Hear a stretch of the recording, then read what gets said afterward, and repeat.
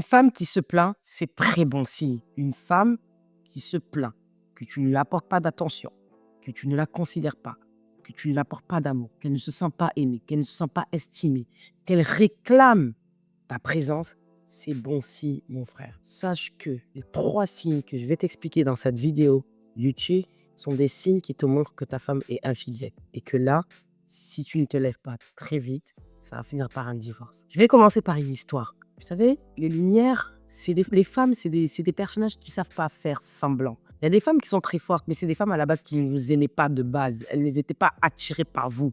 Elles n'étaient pas attirées par toi, mais c'est juste que tu comblais un besoin. Ce besoin, c'était peut-être financier, c'était peut-être un appartement, c'était peut-être un confort de vie, mais en réalité, elles ne t'aimaient pas. Mais ça, on ne va pas parler de ce cas-là. On va parler vraiment d'une femme qui était amoureuse de toi, mais qui a basculé dans l'infidélité. Alors, cette histoire-là, c'est une lumière qui vit en Europe, de confession musulmane, qui est de l'Afrique de l'Est. Et en fait, elle était avec un homme. Elle a rencontré son mari. C'est une fille qui vit dans une famille assez paisible. Voilà, elle n'a jamais manqué de quelque chose.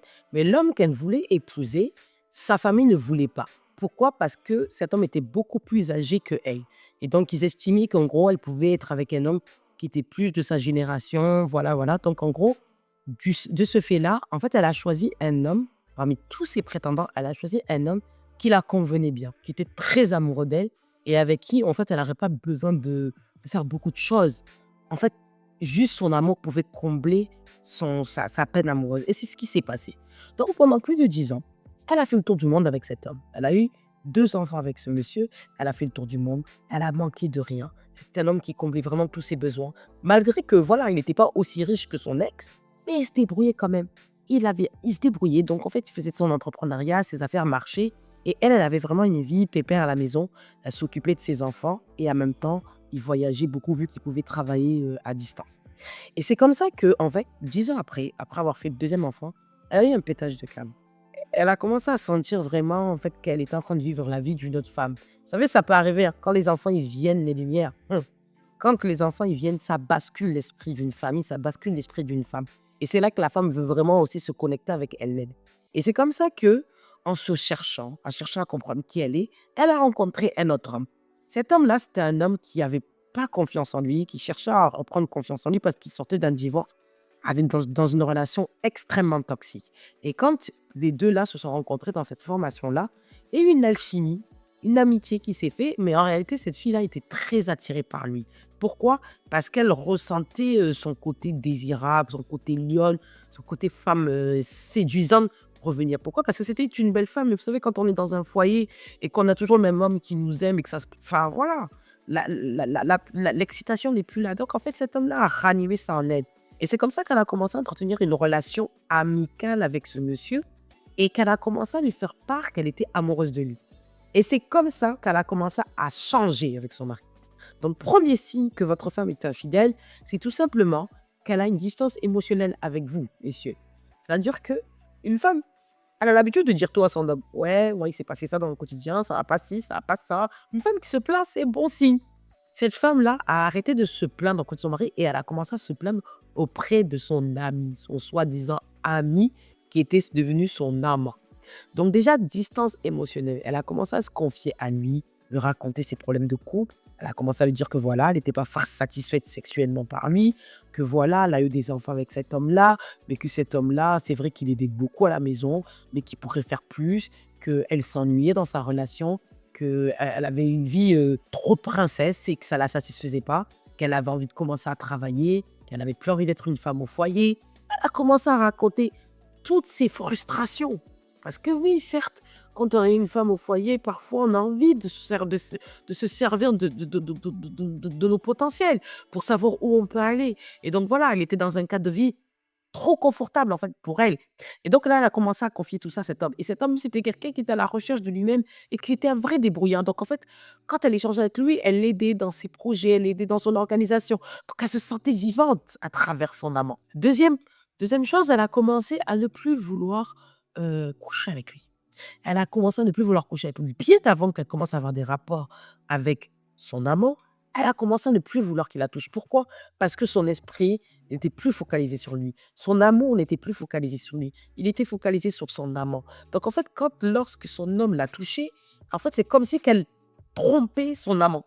C'est-à-dire qu'elle est avec son mari, mais en fait, même dormir avec lui commençait à devenir difficile.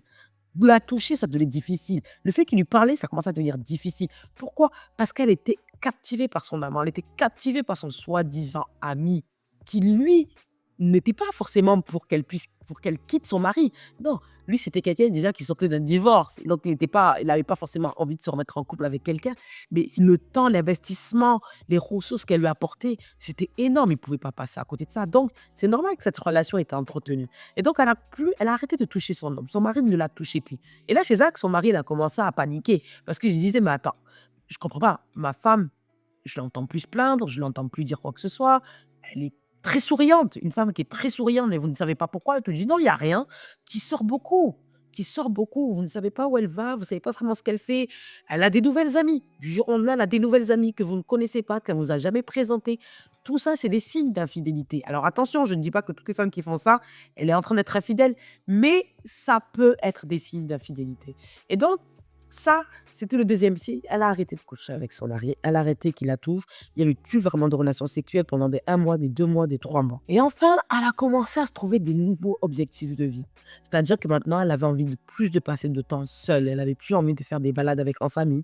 Elle n'avait plus envie de passer du temps avec les enfants. Elle avait plus envie de faire des choses seule, de faire des objectifs seule, de faire du sport. Elle a commencé à reprendre le sport. Elle a commencé à vouloir se trouver un travail, ce qui est très bien, hein. Le sport, le travail, tout ça, c'est bien. Mais en fait, c'est un changement de mindset. C'est un changement d'état d'esprit. Elle était plus la même femme. Elle était devenue une autre femme. Pourquoi? Parce que c'était un autre homme qui était dans sa tête. Et cet homme-là avait une vision, un certain style d'idéal de femme qu'il avait envie. Et cette femme-là, en fait, il cherchait à lui plaire. Et lui, cet homme-là, dans sa vision de la femme, c'était une femme indépendante financièrement. C'était une femme qui faisait du sport, donc qui faisait bien, qui faisait attention à son physique. Et donc, ça fait nous, les femmes, lorsqu'on est attiré par un homme, on a juste envie de lui plaire. On a juste envie que lorsque cet homme nous voit, il a envie de nous désirer. C'est ça, c'est notre rap, notre corps. Donc cette femme-là a commencé à changer d'état d'esprit, de mindset, sa façon d'esprit. C'est-à-dire qu'à la base, c'était une femme, certes, elle était musulmane, mais elle ne priait pas. Mais comme cet homme, son amant, priait, elle a commencé à prier. Alors c'est bon signe, tout ce que je vous dis, c'est bon signe. Mais son mari ne l'a pas reconnu. C'est dit, mais du jour au lendemain, ma femme, elle prie. Qu'est-ce qui se passe? Qu'est-ce qui se passe? Elle n'a jamais prié, aujourd'hui elle prie. Je ne la touche plus, elle prie, elle fait du sport, elle s'est trouvée un travail. En fait, c'est devenu une autre femme. Et c'est comme ça que le couple a commencé à vraiment avoir des gros problèmes. Quatrième si, c'est une femme qui ne cherche pas à réparer le couple. Quelqu'un qui ne cherche pas à trouver des solutions. En général, un couple, lorsqu'ils veulent vraiment sauver leur couple, lorsqu'on leur propose des coachings, ou de voir un conseil conjugal ou une psychologue, la personne est preneuse parce qu'elle cherche à sauver son mari. Mais lorsqu'une femme ne veut pas trouver de solution et qu'elle se conforte dans cette situation-là, c'est que c'est quelqu'un qui veut la séparation. Et ça, c'est le quatrième signe. Lorsqu'une personne ne veut pas trouver d'alternative, de solution pour sauver son mari, c'est qu'elle est en plein dans l'infidélité et qu'elle aime cette infidélité. Elle aime cette place-là et que c'est juste une question de temps pour qu'elle puisse vous quitter. Voilà, mes frères, j'espère que vous avez tiré des leçons. Sachez que la souffrance est un choix. Lorsque une femme se plaint, c'est très bon signe. Prenez le temps, malgré qu'on sait que vous avez besoin de travailler, vous avez besoin de prouver que vous êtes qui vous êtes, d'élever votre identité. Prenez le temps toujours de savoir qu'est-ce qui se passe dans la vie de votre femme. Prenez le temps de vous assurer de l'épanouissement de votre femme. C'est très important. Si vous arrivez à élever votre niveau, vous arrivez à atteindre vos objectifs, mais que vous êtes avec une femme qui est malheureuse dans votre foyer, sachez que tout ce que vous avez réalisé, en une fraction, une femme peut détruire tout ce que vous avez construit. Tout simplement pourquoi? Parce que vous avez manqué d'attention, manqué de vigilance, manqué d'amour envers cette personne-là. Une femme, c'est comme une fleur. Une femme, elle a besoin d'être nourrie, elle a besoin d'être arrosée, elle a besoin d'avoir d'attention et de respect de son mari. C'est la seule chose qu'une femme souhaite. Je ne dis pas que son mari a manqué de ça, mais lui, pendant un long moment, il a manqué d'attention envers sa femme en pensant que c'était seulement des cadeaux et de l'argent et des voyages, alors que ça, c'était au-delà de ça. Le temps, le temps de discuter avec une femme, le temps d'échanger, de savoir ce qu'elle veut, est-ce qu'elle est heureuse, c'est très important. Prenez ce temps-là avec vos familles, s'il vous plaît, mes frères. Je vous dis à très vite pour une prochaine vidéo. Pour toutes les personnes qui souhaitent vous procurer le livre héritage, une femme qui a failli être infidèle à plusieurs reprises dans son mariage, mais que c'est ses valeurs, sa spiritualité qui va toujours rappeler qu'une femme de valeur ne tombait pas dans l'infidélité.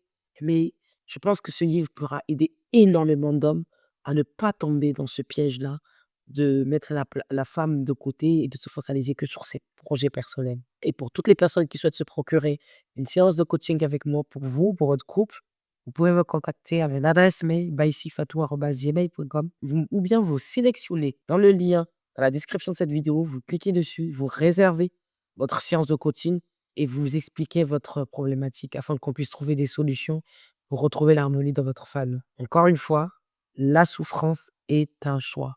La souffrance est un choix. N'oubliez pas, la souffrance est un choix. Je vous dis à très vite, à très, très, très, très vite et surtout prenez soin de vous. Bye bye.